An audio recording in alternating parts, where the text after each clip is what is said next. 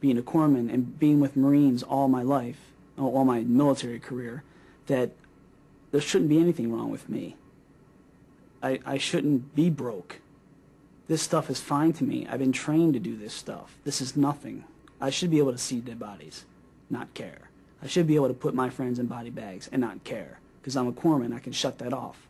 Can you tell us about emotional or physical symptoms that you were having? Physical symptoms, sleep. I could not sleep without the aid of at the time I didn't have any sleep medication, so I was using alcohol as a sedative. I noticed that I was doing patrols in my own house. I wanted to hear when someone was approaching my house. You know, I could listen so hard that I can even hear the carpet fibers crumble if someone was walking towards me. Were you having any nightmares about your experiences or finding yourself thinking about those experiences when you didn't want to? Unfortunately, I live right next to the 8 and the 805. That's prime time chopper area. And every time a chopper comes, it just reminds me of, you know, the bodies coming out of there and me going to work. And I think the mixture of that and hearing the choppers, and I started having horrible nightmares of me wrapping people in poncho liners because we ran out of body bags. What finally made you actually seek help?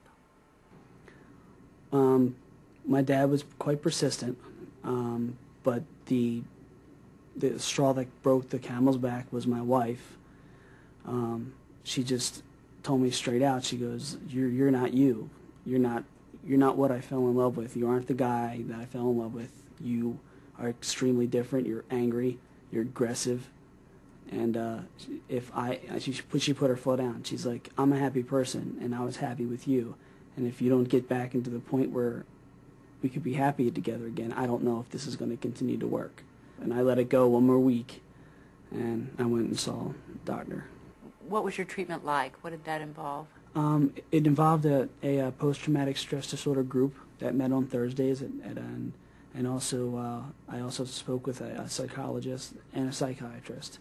I was very hesitant about taking medications, but I broke down and humbled myself again and said I'll give it a try. If I don't like it, I'll throw them out and give it a week. I tried the medications, and the medication was like night and day.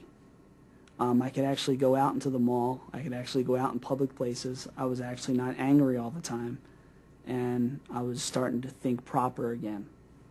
And between the groups and between one-on-one with my therapist, it came to the point where it was like, you know, I'm not alone. This isn't so bad, and there's a light at the end of the tunnel.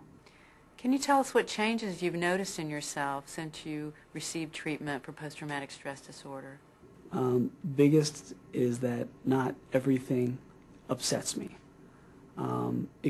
Common life, little things, like forgetting your keys in the house and have to go back and grab your keys would make me furious. But now it's an even keel of emotions, an even keel of proper responses. And I feel great. I feel good that I probably averted a divorce. I feel a hell of a lot better that I could have ruined my Navy career.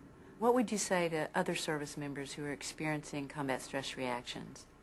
Talk to somebody, anybody, whether it be your chaplain, whether it be a preacher, or another friend who's been in a combat situation with you, because that you might have the same symptoms. It would kind of cue you in that you're not alone.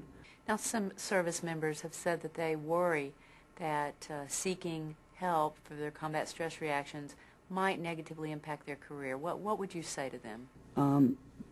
I would say to them, it's just like having an alcohol problem. If you drink and you drive and you get a DUI, you're going to get reduced in rank. Well, if you have an anger problem, if you don't seek help for it, if you have post-traumatic stress disorder and you're angry all the time and you pull people out of vehicles and try to beat them to death, or if you try to run people off the road with your truck and you have no qualms about it, you're going to get yourself into some serious trouble that's going to far outreach your military career. That's going to put you into jail. You know, some service members seem to feel like there's a difference between seeking help for mental health problems and, say, seeking help for a broken leg or an illness. If something's wrong with your body, you know, whether it's cancer, a broken leg, or post-traumatic stress disorder, it's all something that medicine has an answer for. And speaking with a doctor about it is not something you should be ashamed of. I think the one who speaks to a doctor or the one who speaks to a physician about a broken leg or cancer or even a post-traumatic stress disorder has courage to go talk to those people, because then the problem can be addressed and you can continue on a normal life instead of limping with your broken leg. Many sailors and Marines can identify with HM2 Sickman's story of what he went through while deployed and the feelings and behaviors that he experienced as a result. His message is clear. The more quickly you seek help for combat stress, the sooner you will recover.